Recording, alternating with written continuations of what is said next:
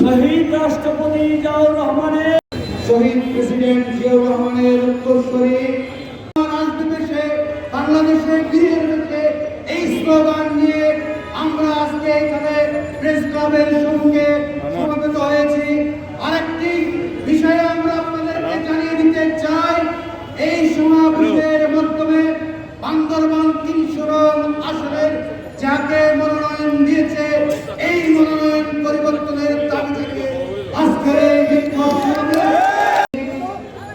যার নেতৃত্বে সমগ্র বাংলাদেশ এখন উত্তাল হয়ে অপেক্ষা করছে কখন তিনি বাংলাদেশের মাটিতে পা রাখবেন।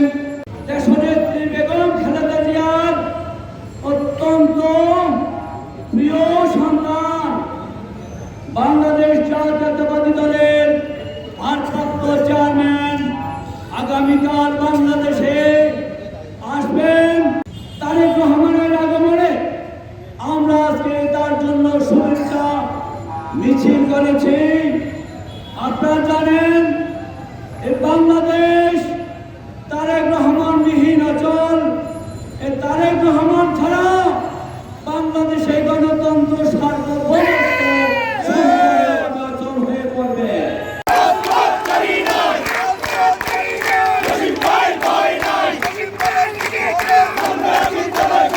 এই আওয়ামী সরকার পতনের পর হতে এই বাংলাদেশে একটি নাম উচ্চারিত হয়েছে, যার নাম তারেক রহমান। তারেক রহমানের মাধ্যমে এই বাংলাদেশে গণতন্ত্রে ফিরে আসবে।